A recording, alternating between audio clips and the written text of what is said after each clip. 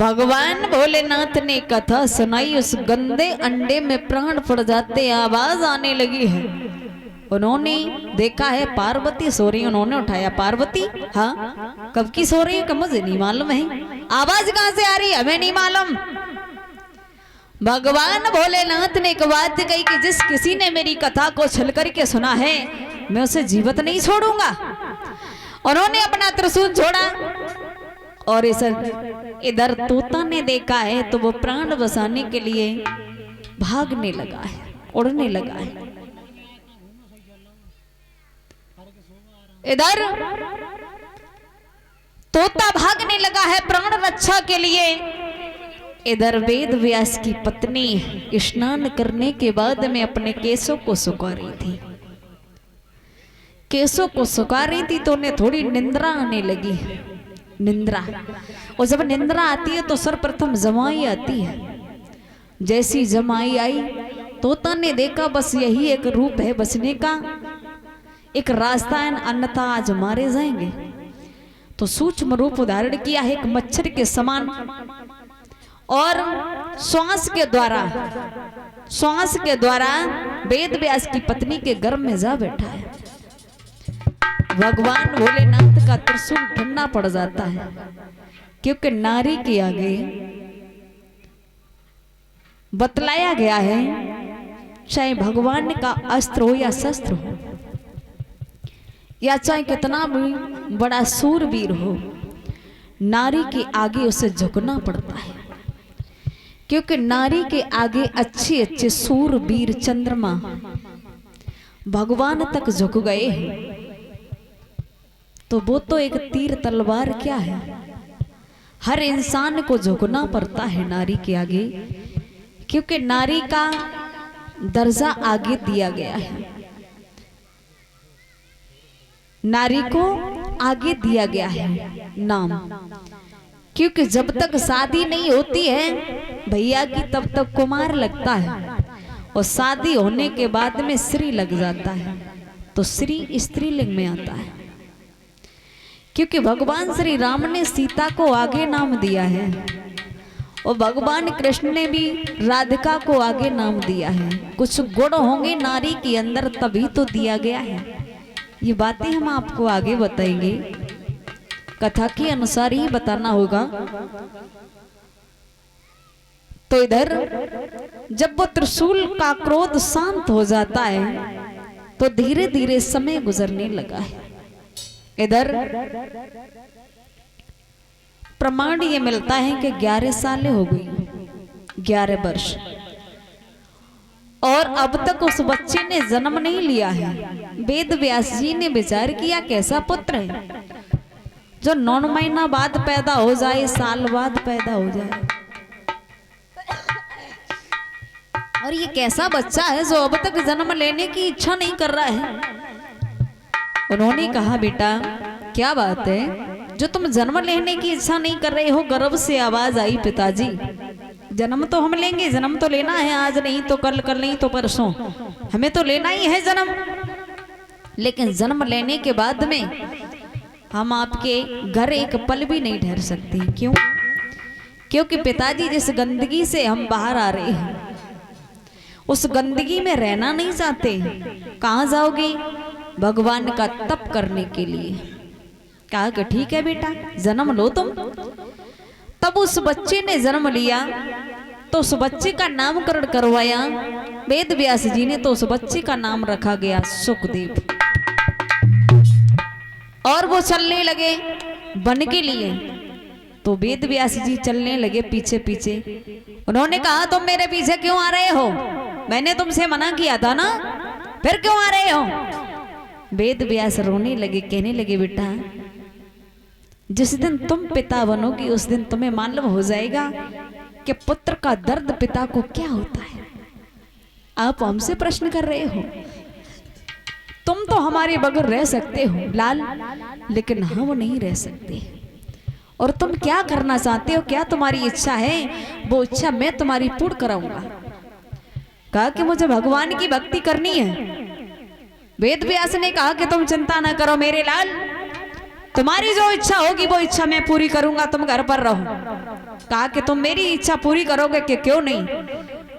कि पिता का कर्तव्य ये होता है कि औलाद की इच्छा न कर पाए वो पिता क्या है, कुछ नहीं।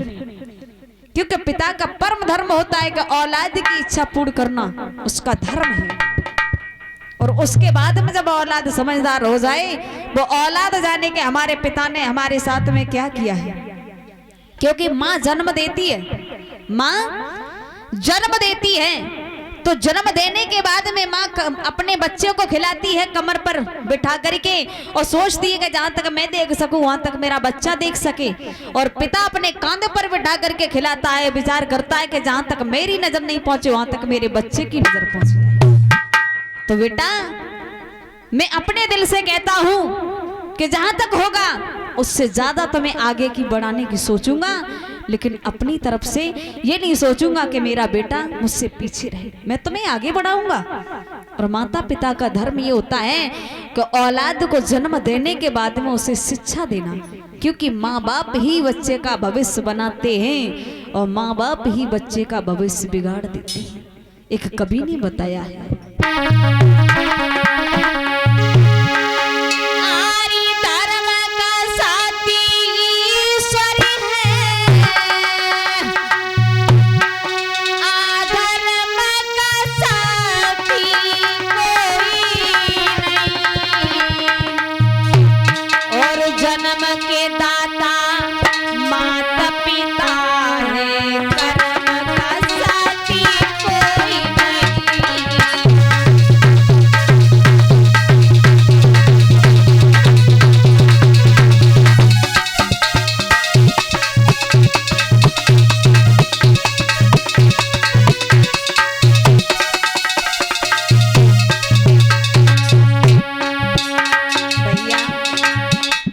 रखना माता पिता जन्म दे सकते हैं, पाल परोस करके तुम्हें शिक्षा देंगे। अब आगे जीवन तुम्हें अपना कैसे बनाना है, अच्छा बनाओगे तो लोग दुनिया में तुम्हारा नाम लेंगे, और अगर आप अधर्म करोगे तो लोग नाम नहीं गालियां दिया करते हैं। ये तुम्हारा भविष्य है, तुम जानो कैसे बनाना है।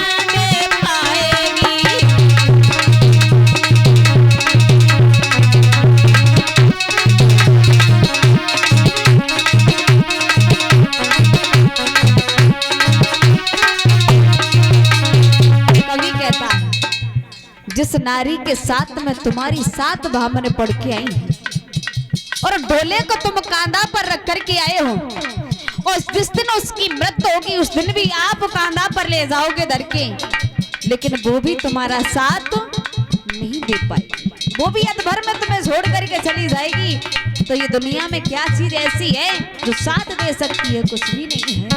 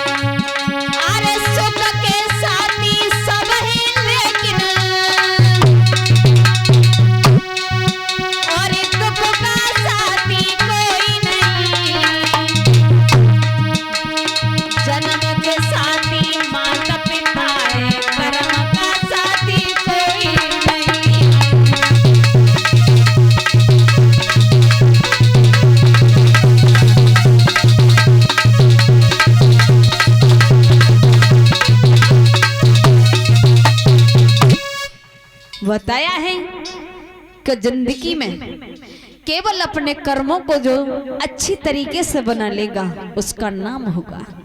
कहते हैं भैया कि पेट तो एक पशु भी भरता है, पेट तो एक पशु भी भरता है, और जिंदगी में इंसान का जन्म लेने का मकसद ही क्या है? जो आप एक पशुओं की बात आए, पेट भरते रहे और आया काल तो चली गई। अरे कुछ ऐसा कर्म करो जो लोग तुम्हारा नाम लें, लोग तुम्हारा नाम लें, क्योंकि जिसका नाम है उसी का काम है, जिसका नाम है उसी का काम है। और भैया पहले बताया जाता था कि इस जन्म में जो पाप करोगे तो अगले जन्म में भुगतना पड़ेगा। अब तो अगले जन्म में नहीं, इसी जन्म में भुगतना पड़ता है। और स्वर्ग और नरक की तो नियुक्ति नहीं हो जाती है, कौन स्वर्ग में जाएगा कौन नरक में जाएगा।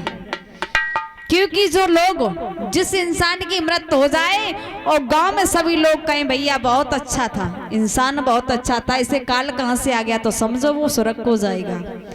और जहां लोगों ने कह दिया रे बहुत बुरा था, सही हुआ मर गया, वो नरक को ही जाएगा। तो लोग यहीं पर पूरी निश्चित कर देते हैं कौन स्वर्ग में जाएगा कौन नरक में जाएगा।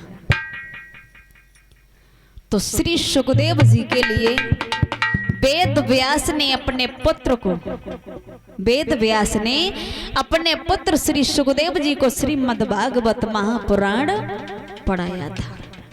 और वही महापुराण पढ़ने के बाद में श्री